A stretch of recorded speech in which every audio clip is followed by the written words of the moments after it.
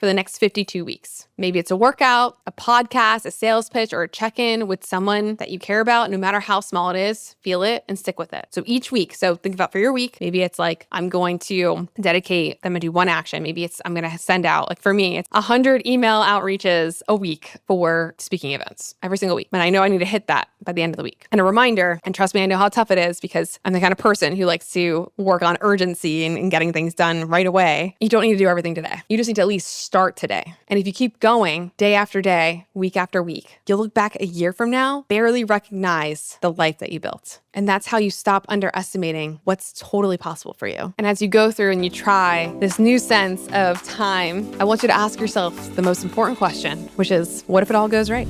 Welcome to What If It All Goes Right, the show for high achievers who are ready to stop fearing the worst and start stepping into their power. I'm your host, Angela Gargano, 6-time American Ninja Warrior, keynote speaker, peak performance coach, and former biochemist. Every episode, I'm going to give you the mindset shifts and practical tools to shake off the doubt, reignite your energy, and remember just how powerful you really are. Because it's time to stop fearing the worst and start asking, what if it all goes right? What if it's already going right? Today, we're diving into one of the biggest mindset traps that keeps people stuck. We overestimate what we can do in a single day, and we underestimate what we can do in an entire year. And just take a moment to think about that for a second. Most of us start the morning with this massive to-do list, and it's one that could probably take 3 people to finish it. And by the end of the day, even if we made solid progress, we already feel behind because we didn't hit everything. And that constant overestimation really truly leaves us stressed, spinning, and really doubting ourselves. But here's the flip side. When it comes to the bigger picture, we sell ourselves short. We completely underestimate how much we can change in just 12 months if we stay consistent, and we wind up quitting too early. We dismiss all the small habits and we chase these shortcuts.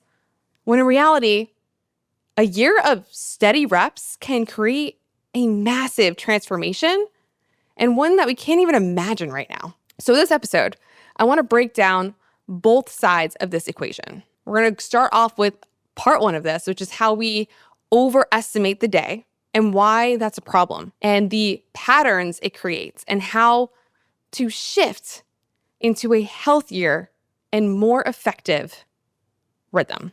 And in part 2, we're going to dive in how we underestimate the year, why it keeps us small, and the ways that it shows up, and how to start thinking bigger and building long-term consistency. Because consistency is really going to truly be what actually gets you to the goal that you're looking to achieve. And by the end of this, you're going to walk away with practical shifts that you can literally use immediately, both to take the pressure off your days and to unlock the possibilities in your years. So let's dive into why we overestimate what we can do in a day. And the first piece, and the reason why this is a problem, is that number 1, you set yourself up for failure every single morning. And what happens with this long to-do list is it feels powerful in the morning. You're writing everything down, and it's like declaring that you're going to do this. You're like, I'm going to conquer the entire world today. But by the time night comes, reality hits. And even if you tackled a major task, you end the day staring at all the boxes that you left unchecked. And instead of celebrating the progress, you feel like you fell short. That daily gap between expectation and reality creates a constant sense of failure. And I know I do that with myself. I create this massive list, and it's interesting. I was thinking about this the other day. Sometimes while I'm making my to-do list, I'll be trying to do the stuff on the to-do list. Anybody? Anyone done that before? And then at the end of the day, I'm like, I failed. But then I look back and I'm like, wait, actually I did like a billion things. But it never really feels like I was moving the needle in the right direction. Number 2, why this is a problem, is it confuses busy with being productive. So when you pack your schedule with wall-to-wall tricks, your brain into thinking that you're killing it. So you have everything back to back and you're like, I'm killing it. I'm busy all day. I can't talk to anybody. I just got to work. But being busy doesn't mean you're actually building any momentum in the direction that you want. are moving the needle for your goals. You might cross off like 10 or 15 tiny little errands, but avoid like the one big task that you know would actually move things forward for you in your career, in your health, or your business. Activity and impact they're not the same thing. The third problem is that it erodes your self-trust. So every time you overpromise and you underdeliver to yourself, you're quietly chipping away at your self-trust. You say, I'll get everything done today, and then you just don't. And after weeks or months of this, the pattern, a sudden shift happens and you stop believing in yourself. Your goals feel heavier because deep down, you don't trust that you're actually going to follow through with it. And without that self-trust, your confidence is just going to crumble. The fourth problem is that you drain energy and creativity. So when your day is jammed with back-to-back tasks, you leave literally no room, no oxygen for any kind of true deep thinking, rest, or recovery. And while it may seem counterintuitive, that's super important. You start to run on adrenaline and caffeine instead of clarity. And task switching eats up energy that could have gone into solving meaningful problems or creating something new. And by the end of the day, you're not just tired, you're drained, with nothing left for the products that actually matter. And it's powerful because you don't think about it. It's like a lot of times we don't have like a full time managed problem. We have like an energy management problem. And when you're trying to shift from like one major task to the next, and that energy between like task switching. So for example, like taking a sales call and then trying to do deep creative content work. A lot of times it's really hard to just start switching to all these different random tasks. Your brain is just like on overdrive. And it doesn't leave room for you to stay creative. And then again, it leads to you feeling like a total failure. At least I know that's what happens for me. Now, we've gone through all the problems of this, but I want to show you a little bit more about how this actually physically shows up. So the first thing is we overstuff our to-do list. So waking up with big intentions and we write down every single thing you wish you could get done. And it looks ambitious, maybe even like you're inspired. You're like, I got this, I'm going to get this done. But then halfway through the day, reality sets in and you've only tackled a handful of these. And instead of celebrating the wins, your brain fixates on everything that you have left that you've not done. And what started as a motivation ends in this whole self-criticism. You wake up like, yeah, got this list. I'm going to do everything on it. And then it's just like, where did the day go? Like, what just happened? Where am I? Number two, that constant multitasking. So again, you're on a Zoom while you're skimming emails, while you're also answering Slack messages, and then mentally running through your grocery list. And at the end of the day, you feel like you've never stopped moving. But again, nothing meaningful actually got finished. And the multitasking creates this illusion of productivity while it's draining your focus, it's draining your energy, and it's leaving you mentally fried. Mentally fried. And another way how this shows up for the third one here is you have that end of the day shame spiral. So the sun goes down and you look back at your list and the whole soundtrack in your head is, I should have done more. And you replay the day and you just dwell on all the things that you didn't do, what slipped through the cracks, instead of recognizing how much you did accomplish. And this constant self-judgment erases all the progress of some of the things that you have done.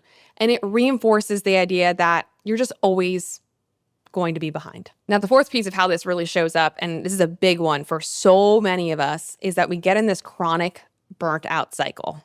Because every Monday, most of us, we start off with our fresh energy, right? And you're telling yourself, this is gonna be the week that you catch up. But then by Wednesday, the weight of this impossible workload sets in. And by Friday, you're literally exhausted and you're running on fumes. And you feel like you're in Groundhog Day where this like just keeps happening every single week, right? It's like you get started, it's like the same stuff. But the reset never comes even when you're trying to reset over the weekend. And when Monday rolls around and the cycle just literally starts again. And over time, there's this constant pressure that erodes both your performance and your passion. You start to think maybe you're just not motivated anymore. Maybe you just don't like what you're doing anymore. But maybe it's not that at all. Maybe it's this constant task switching and this never-ending to-do list. So now that we're clear on all these different pieces, and if you're listening to this, you might be like, yes, that's literally me. Because I mean, I'm listening. I'm talking about this and I'm like, wow, like the amount of times that I've done this, and I'm continuing to work through different ways on how to change this, right? And we're going to walk through that right now. Like, how do we actually change this? Like, what can we actually do? So the first one is the rule of threes. So instead of starting the day with a mile-long to-do list, zoom in on the three things, just the three things that really matter, and ask yourself, if I got only three things done today, which ones would make me feel the most like I won? I was actually with my friend Elliot the other day, and he's like very, you know, those people who are just like really good at organizing stuff like this? Like they're just really good at like making sure that they're moving the right needle forward. And he calls it, he has a list and he calls it the one thing. And obviously there's three things on there, but it's the one thing and it's ordered in priority. Like what's the top thing? The one thing that you, like if you get that done, you're going to feel super good. And typically it's the bigger thing that you maybe don't want to do, but it's the most important. And he just has those three things, and anything else that he does is extra. Those become your non-negotiable, and everything else is a bonus. And this shifts immediately, lowers the pressure, and helps you end the day feeling accomplished instead of defeated. And it's wild. Every single time you do this, you typically get so much more done during the day because you're like, oh, I only need to get these three things done. And then for some reason, it does take way longer than you picture. You're like, oh, well, I got the three things that I really need to done. And again, this is simple, but also not easy. Simple, but not easy. Number two, prioritize those needle movers, okay? Because not all tasks are created equal. Some move you forward and others just make you look busy. So the trick is to identify the 20% of tasks that create 80% of your progress. 20% of your tasks that create 80% of your progress. For example, writing a sales email that goes out to 500 people is a needle mover, right? Reorganizing your inbox for the fifth time, it's busy work. Spot the difference and guard your energy for this high-level value work. What really helps too with this, if you're like trying to figure out what these needle movers are, if you're just like really unsure, number one, use ChatGPT. It really is so helpful with dump the whole list in there. And also audit your day. Like take one day and audit every single thing that you're doing that day and ask yourself, like, was this a needle mover? Or also, can I like do it now, or can I delegate it or delete it? Like, does it actually make sense? I know for me, I've had a hard time delegating, but I have an amazing assistant. So recently I'm like, okay, cool. So there's tasks that I keep doing every single week that don't really take a lot of, they suck my soul and their energy, but like I don't actually personally need to do them. So I can delegate them out so I can focus on the bigger things. And even though I'm paying somebody to do it, it's actually my time is worth so much more. Number three, schedule rest and focus time blocks. And it seems counterintuitive, but it works, okay? Your brain isn't designed to sprint all day. And that's why batching time why batching time for deep work and scheduling actual break is critical. So try blocking at least 90 minutes for one key project and then step away for 15 minutes for a real rest. Not scrolling, not another task, not on emails, like an actual rest. And when you treat the rest as a task, not as an afterthought, you return sharper, more creative, and less prone to burnout. You might have heard my story a million times if you've heard it. I think I said it in another podcast as well. There's just a story about those two people who are cutting wood. And one person keeps disappearing like throughout the day, and the other person just keeps chopping the entire day. And at the end of the day, the one who keeps disappearing actually chopped more wood. And the person was pretty pissed. They're like, the other person, guys, like, I've been here all day working. Like, well, how did you chop more wood than me when you just kept taking breaks and disappearing? What were you doing on those breaks? And he was like, I was sharpening my axe. Powerful. Number four, celebrate the small wins. So instead of assessing over what didn't get done, close the day by writing down what you did accomplish. And this builds momentum. It rewires your brain to recognize progress over perfection. Even checking off tiny wins create a feedback loop of trust. You promised yourself something and now you delivered. You did it. And over time, that restores the confidence and motivation in yourself. So that's the day. We overestimate what's possible in 24 hours, and it leaves us spinning our wheels. But here's the crazy part. At the exact same time, we underestimate what's possible in an entire year. And that mistake costs us even more. So let's talk about it. For the second part here, let's go into why we underestimate what we can do in a year and why this is a problem. Number one, it's because we're now thinking too small. A year feels super abstract, and it's hard to imagine December when you're only in January. And because of that, most of us lower the bar. And we tell ourselves, we'll just get through the year. Instead of just designing it intentionally. But survival mode thinking keeps you stuck in maintenance. And a year is long enough to launch a business. It's long enough to write a book, to double your strength, to step into a whole new identity, or completely change your financial reality. And when you think too small, you rob yourself of that transformation. The second problem with this is that we wind up quitting way too soon. And this is because we live in a world where everything is all about instant gratification, right? You're on social media and you're getting that hit from that, right? Or for me online for a while, it was like, oh, I posted something and one person bought like right away, right? And we live in a culture addicted to instant results.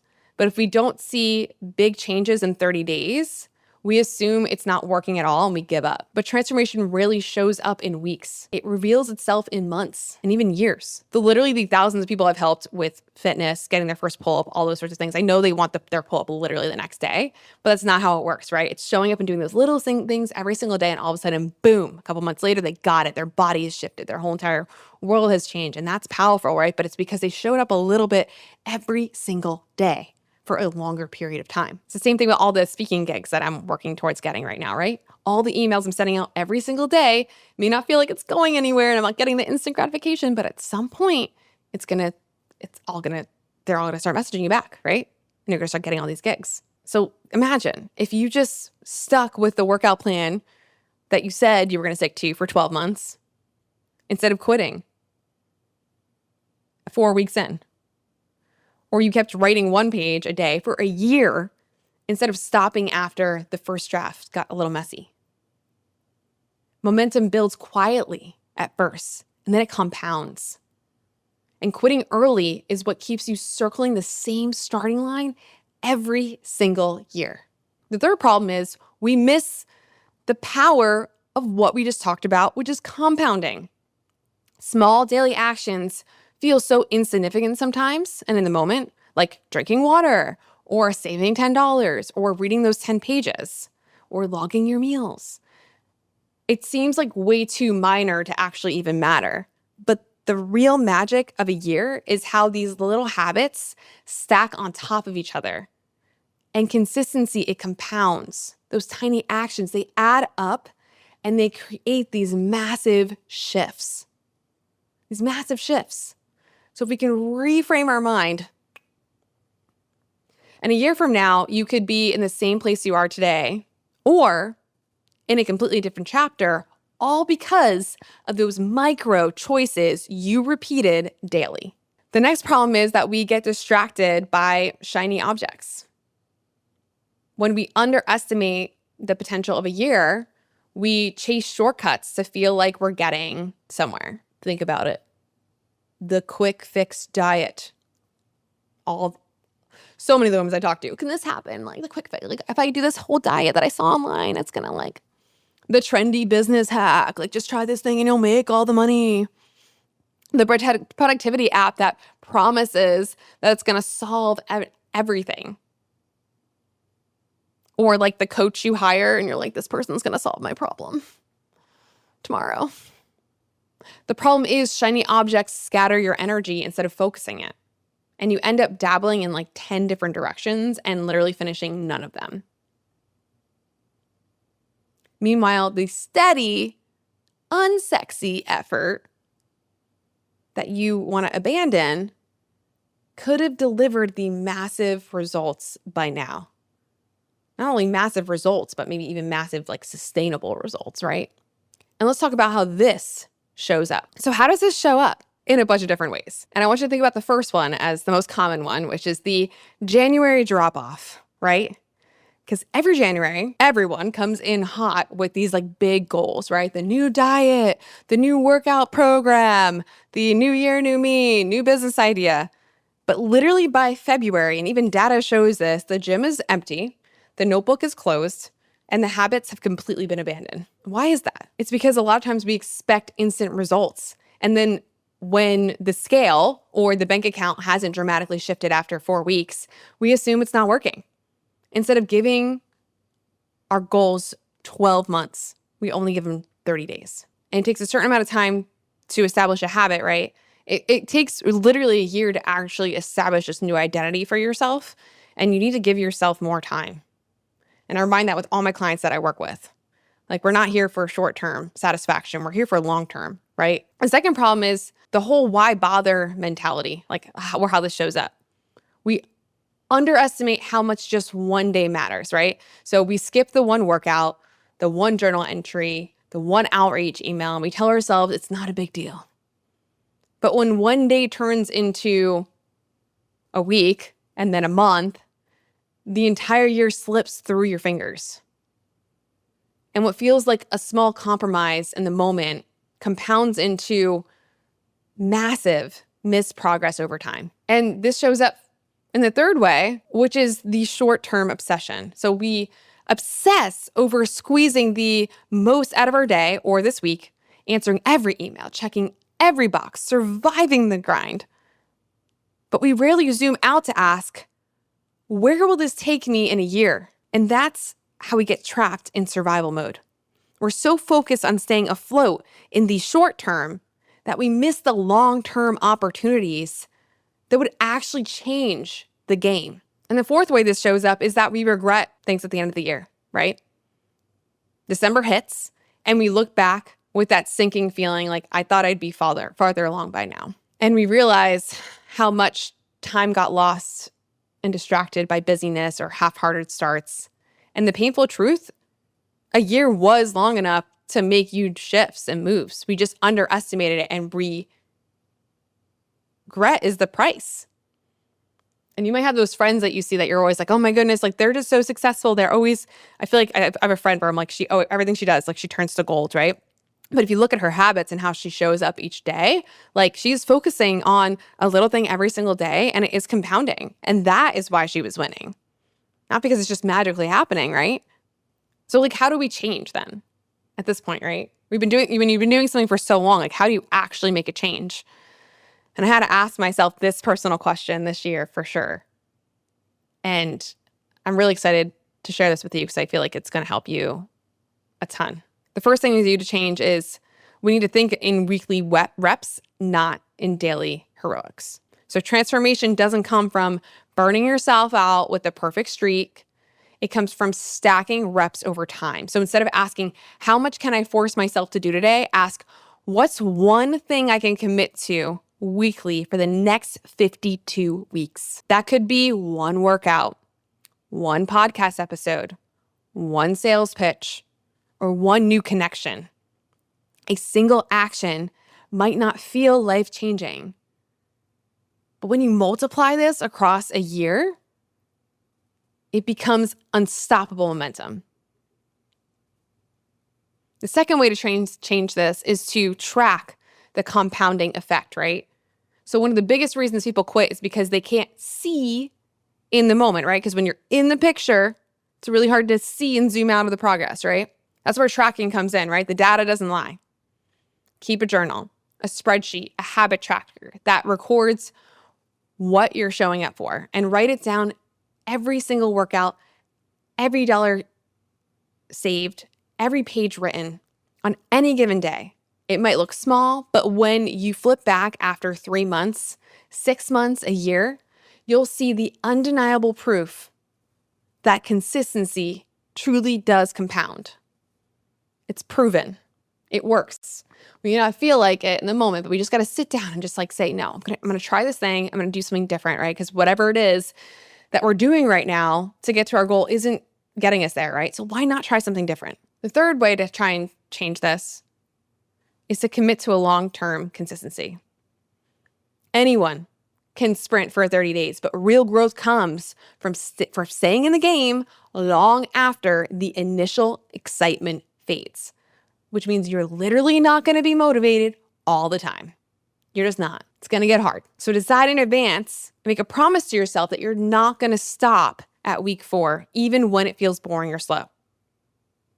And make it a non-negotiable. Like, I'm committed to 12 months, period. Like I'm literally committed to 12 months. That commitment rewires your mindset from this has to work fast to this will work because I won't quit. And you know what that is? That's true conviction. Conviction is knowing, no matter what, it's going to work. Being truly convicted with that. It's not feeling confident. It's not feeling certain. It's that conviction. The fourth way to change this is to zoom out and to reverse engineer. This is a game changer. This is a game. And I want you to even think about like how maybe you've reverse engineered something like this before in your life and not even realize it. For me, when I was competing in American Ninja Warrior, when I was competing in fitness competitions, I didn't realize that I was reverse engineering. Okay, cool. My date of my show is here, and I'm going to reverse engineer how it is I'm going to get there. Because what happens is when you have clarity is going to kill the overwhelm. So start by asking, where do I want to be in 1 year? And then break that vision down. What would need to happen by month 6, by month 3, by the end of the week? It's like strategically really planning it out. And suddenly the big, intimidating goal becomes a series of actual doable steps. Reverse engineering truly transforms this vague idea to someday into a roadmap for this week. I know how hard this can be too, like reverse engineering and sitting down, but like commit to yourself. Sit down one day, put on a timer and say, hey, okay, here's my goal. This is what I want to achieve. When do I want to achieve it by? Let's break down all the little baby steps to make it happen. The next thing to change, the fifth thing to change is to build a future focus identity. So instead of framing your choice around what feels easiest today, start asking, who do I want to be next year? Do you want to be the person who built the business, who ran the marathon, who doubled their income, who strengthened their relationships? Every decision you make today is a vote for or against that future identity. The more you align with that version of yourself now, the more natural it's going to become. The more natural it's going to be to live as them later. You start to ask yourself, like, what does this highest version of myself show up as? What is this identity 2.0 version of myself that I want to show up as? And living in that sense. So the biggest takeaway here is that most of us live on a loop of total miscalculation. We overestimate what we can do in a single day, so we pile on unrealistic expectations. We stay stuck in busyness and end every night feeling like we've totally failed. But at the same time, we underestimate what we can do in a year. So we quit before the momentum even kicks in. And we miss that compounding effect of the small actions and arrive at December wondering, where the hell has the time went? But the truth is that change doesn't come from heroic daily marathons. It comes from consistent reps that stack over time. So here's your challenge this week. Each day, choose 3 priorities. Call it a win when those 3 things are accomplished and completed. Everything else is extra credit. Just 3 things. And see if you can choose those 3 priorities the night before. So this way you don't need to wake up and make that decision. Like the night before, sit down, what are these 3 priorities? Okay, cool. I'm going to do these each day. I'm going to have those lists of those non-negotiables, of exactly what it is I need to get done. And then each week, pick one action that you can repeat for the next 52 weeks. Maybe it's a workout, a podcast, a sales pitch, or a check-in with someone that you care about. No matter how small it is, feel it and stick with it. So each week, so think about for your week, maybe it's like, I'm going to do one action. Maybe it's, I'm going to send out, like for me, it's 100 email outreaches a week for speaking events every single week. And I know I need to hit that by the end of the week. And a reminder, and trust me, I know how tough it is because I'm the kind of person who likes to work on urgency and getting things done right away. You don't need to do everything today. You just need to at least start today. And if you keep going day after day, week after week, you'll look back a year from now and barely recognize the life that you built. And that's how you stop underestimating what's totally possible for you. And as you go through and you try this new sense of time, I want you to ask yourself the most important question, which is, what if it all goes right?